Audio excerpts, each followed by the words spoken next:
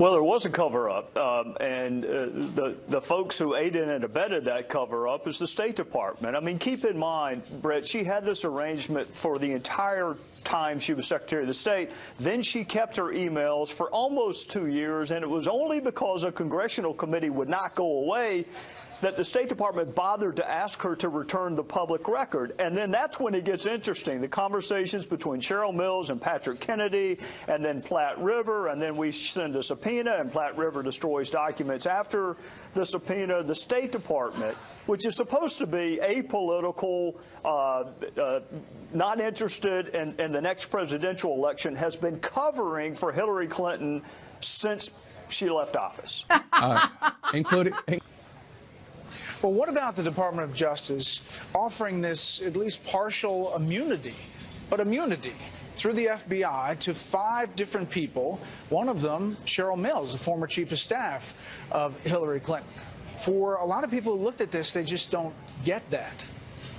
Yeah, and I would be one of them who don't get it for a couple of reasons. Number one, if you think that there is evidence that is relevant to an investigation on a piece of physical property, you use a subpoena, a grand jury subpoena.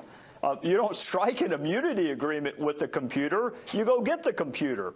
Her lawyer, Beth Wilkinson, who, by the way, represents both Heather Samuelson and Cheryl Mills, she's on record as saying the Department of Justice assured me my clients did nothing wrong. Including... Well, people who've done nothing wrong typically don't ask for immunity. So my question would be, immunity from what? What was it that you were worried about the FBI finding on those computers? And, Brett, I'll tell you what I think it is. She had classified information on those computers. So you offer immunity to Cheryl Mills, who has classified information on her computer. How can you possibly then prosecute Hillary Clinton for having classified information on her computer?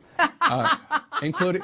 You couldn't do it. So are you saying, Congressman, that there was no intention at the beginning to prosecute Hillary Clinton, no matter what happened?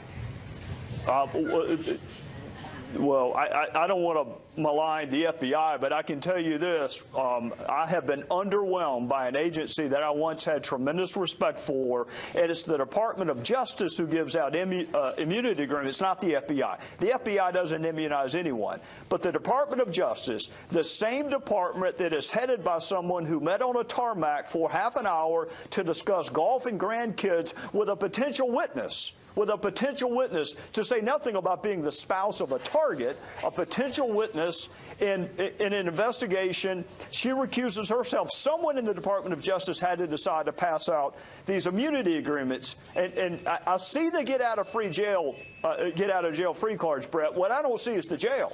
Usually you strike immunity agreements to further a prosecution. There is no prosecution. It's just 5 get out of jail free cards.